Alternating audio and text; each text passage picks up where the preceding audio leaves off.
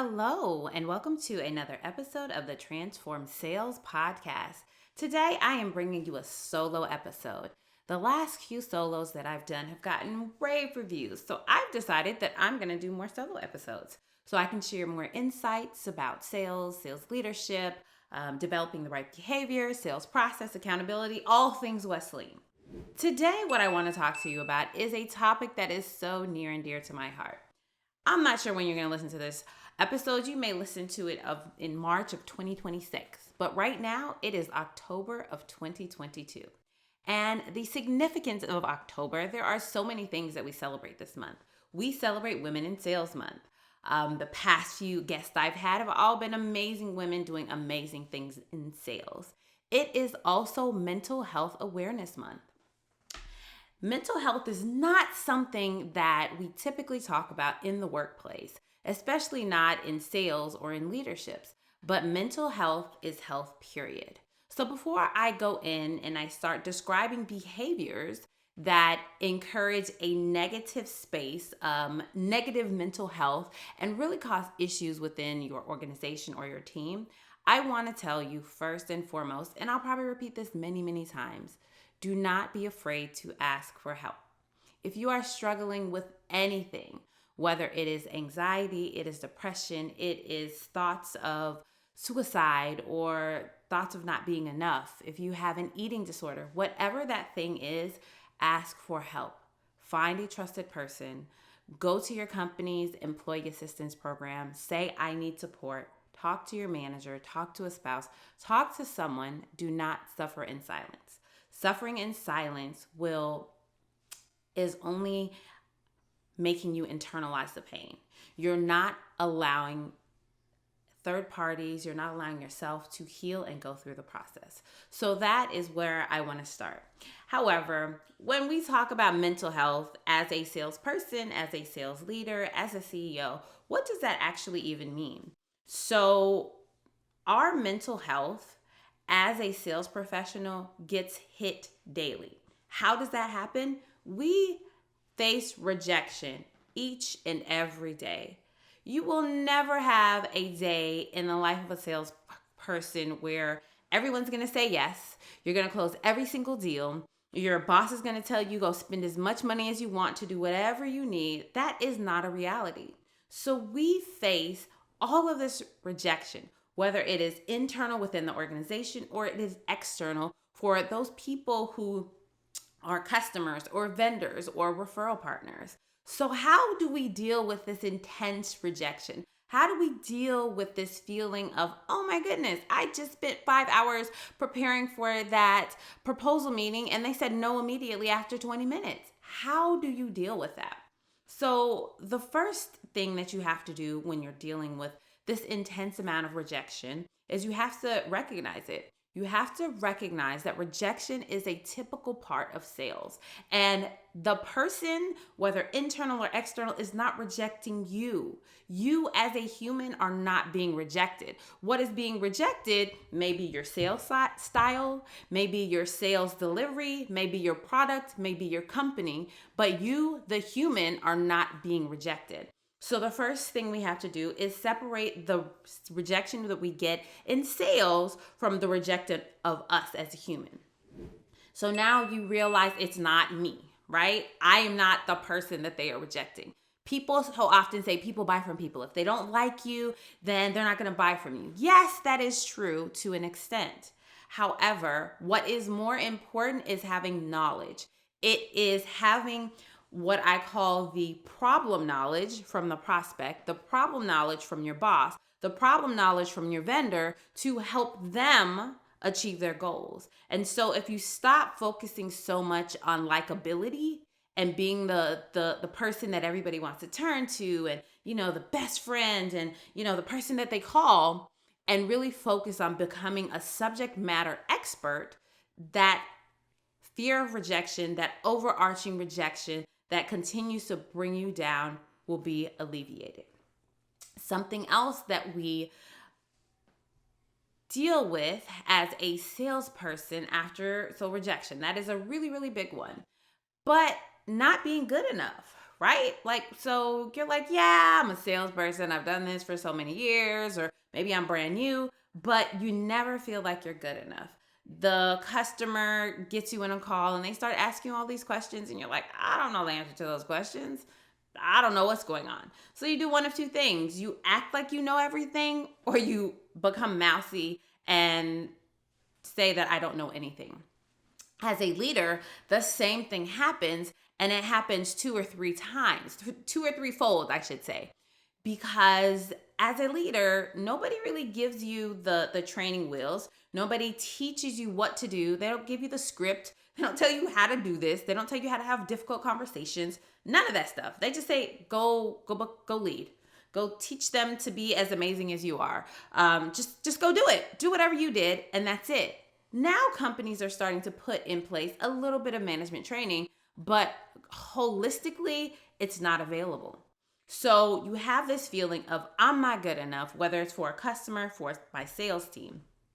And so what happens is you go down this path. You have a person tell you, yeah, you don't know this or you don't know that, or they become argumentative, or they try to challenge you on a thought, on an opinion, on a something, and you internalize it. So again, we're going back to that internalization. What happens when you internalize the negativity that you're receiving is you take ownership of it, and it brings you down so much. And what happens is you internalize the negativity, you internalize that rejection, you internalize that I'm not good enough, you internalize whatever negativity you are getting from your sphere of influence. And what do? We try to make it go away. We try to make it go away by drinking, by smoking, by doing all of these things to make the pain go away. So, and I mentioned drinking and smoking. You can also be trying to make the pain go away by overworking. That is something that we use as a coping mechanism, or underworking. Anything that is off balance that you're doing to overcome that pain, overcome the rejection, overcome that I'm not good enough, is affecting you holistically as a human. It affects your mental health because you are not releasing these things. You don't have an outlet to tell people, this is how I'm feeling, this is what happened. You internalize the pain and then you try to make it go away. So how do you overcome that? How do you not have a bad meeting with an employee, a bad customer meeting, a bad meeting with your boss, and just go home at the end of the day and retreat and say, I don't want to talk to anybody. I don't feel like being around anybody. I just want to be by myself. It all goes back to what I mentioned before. It's finding an outlet.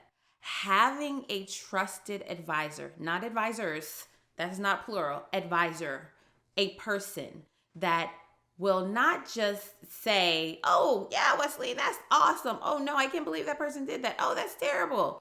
You need the person who is going to listen to you with empathy, and then take that empathy and say, okay, now we have ruminated on it. Now we have dealt with it. We've gone through all of the different scenarios. We've done all of these things. So what are we going to do next? How are we going to get out of this hole? How are we going to get out of this rut?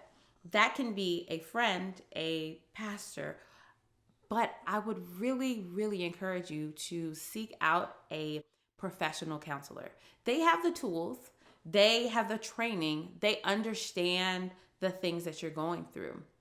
And many times what we fail to realize is the things that we're dealing with today as adults, it stems from our childhood. It stems from a previous employment relationship that we've had. It's not coming from the right now. So it's deep. It's not this surface level thing that, oh, I just had a bad day, a bad week, a bad month, a bad quarter. I've had a bad decade. Or when I was in the third grade, Sally told me that I wasn't good enough. Sally laughed at me when I answered a question wrong in class, and I've held on to that for the past 10, 15, 20, 30 years. And so now when my boss looks at me quizzically as I ask a question, I remember what Sally did to me. So by not dealing with the trauma, the challenges, the issues that we've had in the past, we continue to push down all of this negativity. And so we've talked about a few topics of, internalizing. How do you know if you're in a toxic work environment that although you are taking the steps to help your mental health, to do what you need to do when you have a bad day, when things aren't going well personally or professionally, but you keep getting negativity? So, a few things that you can look out for are if you're in an environment, and I firmly believe people leave managers, they don't leave companies. So, a lot of what I'm going to say is surrounding your manager. However, it could be colleagues, it could be the CEO, it could be your manager's manager. But I really want you to stop and take a moment and think about your manager.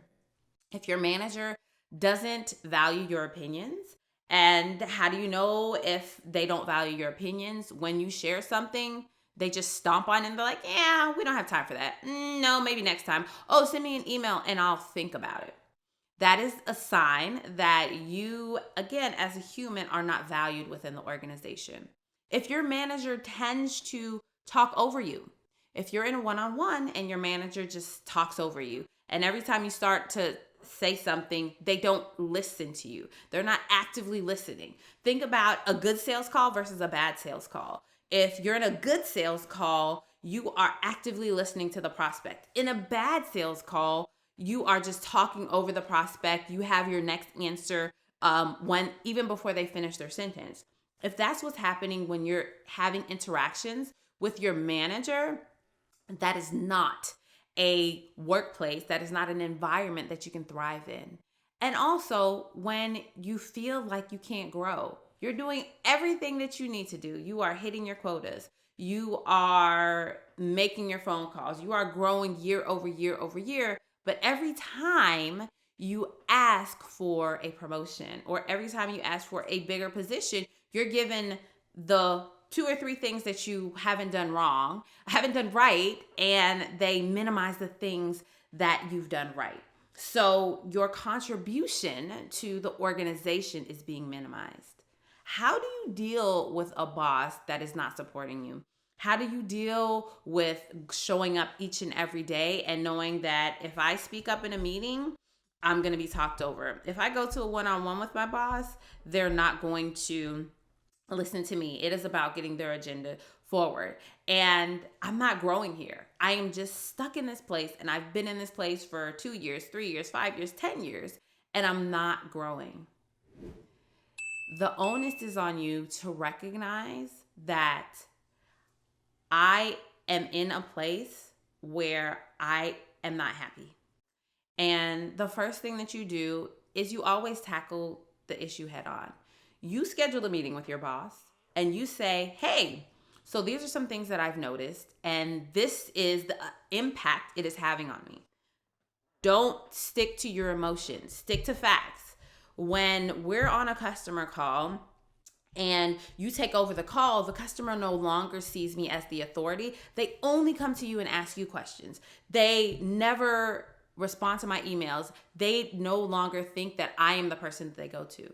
Give them solid facts. Give them solid impacts that have solid things that have happened and how it has impacted you within your organization, within your career. And say, I don't want to continue down this path. So can we come up with a plan together? And it's important to not just have a brain dump and load everything at one time. Tackle one issue at a time. Address the first issue. If you see growth, then that means your manager heard you and is receiving you and is ready to work alongside you. If you don't see growth, if you see no change, or if the behavior gets worse, that is not an organization. That is not a leader that you should continue working with or working for. So you have the power to change your career. You have the power to change your mental health and mental stability if you are in a toxic workplace. You speak up. If you go to your manager, there's nothing happening there, reach out to HR. Talk to your manager's manager. Use whatever tools that you can within your organization. Because many times what happens is we say, I just don't want to deal with this, so I'm going to go find another company. And that may be the solution at the end. You may need to find another organization to work for. However, you must realize that once you leave a position, you're most likely going to be taking a lateral position, and you're going to be starting with zero. You have zero credo, investment, anything in that company. So if you're a mid-level manager, so a sales manager manages salespeople, and you've been within your last position for 2 or 3 or 4 years, you go to another company, it's going to take you 2 or 3 or 4 years to build up your credo within that organization before you can get a promotion. So try before giving up. And that trying and that tenacity, you will be recognized for that. And at the end of the day, it is so important for you to be able to show up to work each and every day and feel that you are in a mentally, emotionally, and physically stable environment.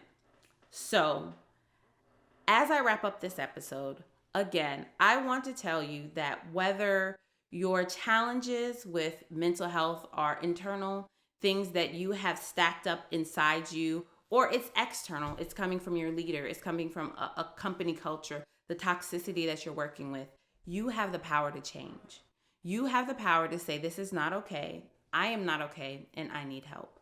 So reach out, find resources. There are many, many resources out there. If you work within a large organization, there's the Employee Assistance Program.